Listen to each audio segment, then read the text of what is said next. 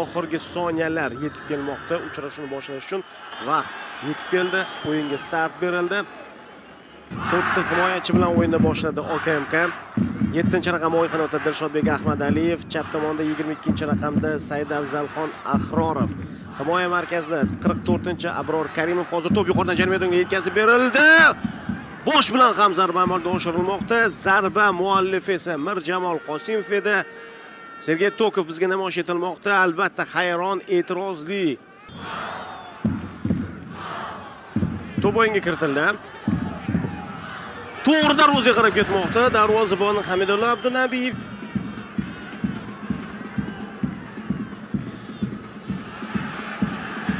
Materon boshlagan hujum. Yuqoridan uzatilayotgan to'p manzilga aniq yetib bormadi, lekin Temurbek Ismoilov chap oyoqda to'xtatmasdan turib zarbani amalga oshiryapti. Yana bir bor ko'ramiz mana shu lahzani, mana shu onni. Bilasizmi, sabab bor ekan Ahrorovning ham to'xtata olmay qolganligi, chunki oldinga qarab yuguryapti, darvozasiga qarab o'ng oyog'ini tayanch sifatida tashlab qo'ydi, to'p esa chap tomoniga kelib qoldi. Maydonning ko'rinishi ancha yaxshi lekin. Mehmonlar to'pni egallashdi. Koyich. Senaga ichkariga kirib bordi. Senaga chap oyoqqa hozirlayaptimi? Mana bunday pas. Qosimov zarbasi. Himoyachi qayerdandir paydo bo'ldi. Mana bu o'ng oyoqda berilgan zarba. Bu zarba muallifi Sentoku. Qiziqarli hujum tashkil etishdi. Balkim Jamol to'pga yetib kelgan zahot. Yana bir hujum. O'ng qanotda ochilgan futbolchi bor. Temurbek Ismoilov zarba. Keyin zarba muallifi esa Sunnatulloh Hamidjonov. Abdurazzoqov, Qosimov.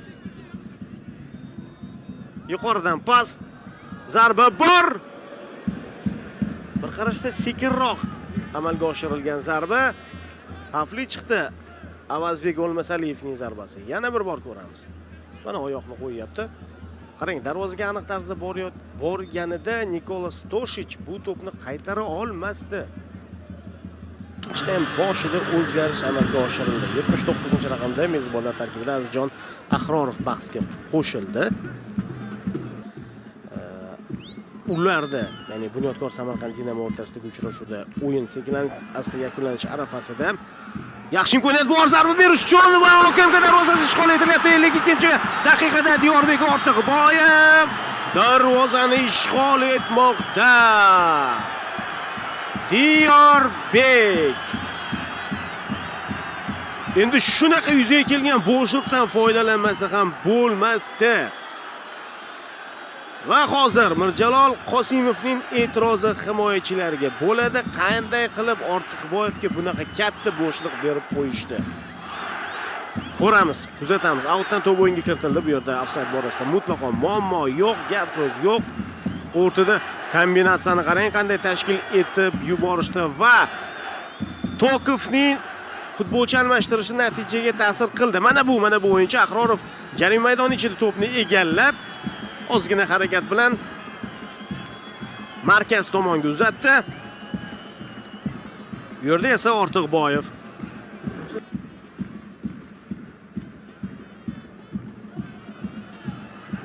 davom etadi hujum.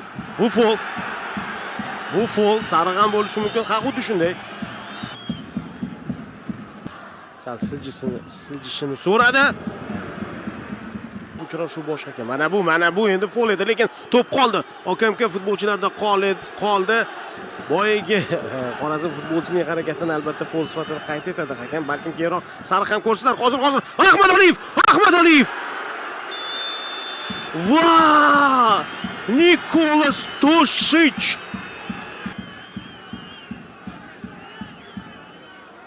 so'radi to'pni. Ofsayd chamamda yo'q edi. Bosh bilan to'pni aniq tarzda darvozaga yo'lladi. Vaqtida to'pni yetkazib berdi Sobirjonov. Hammasi to'g'ri, hammasi a'lo.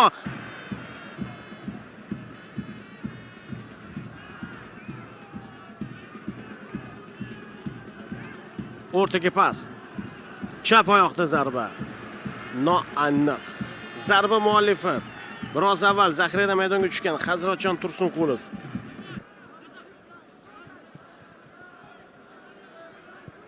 chapga. To'p uzatildi.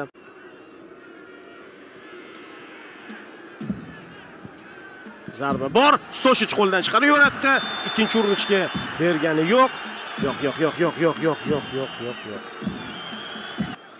Diqqat qiling. Olisdan zarba, to'pni qo'ldan chiqarib yubordi. Otaxonov kelib qarang, raqib o'yinchisini olib ketyapti o'z jamoadoshidan, vaziyatni murakkablashtirib yubormasligi uchun. Mezbon tomon tabiiyki g'alabani saqlab qolishga harakat qilyapti va ayrim lahzalarda vaziyatlarga ega bo'lib o'zgartirmoqchi bo'lyapti hisobni. Saqlab qolishmoqda, lekin to'p uzoqlashib ketib qoldi. Mana endi OKMK futbolchidan chiqib ketdi. Tursunqulovdan. Bo'ldi qadrli do'stlar, bahs yakuniga yetdi. Stadion larzaga keldi. Xorazm sport majmuasi mavsumdagi ikkinchi o'yin va Xorazm o'zi mezbonlik qilayotgan ilk o'yinda Superliga joriy mavsumida g'alaba bilan o'tkazmoqda.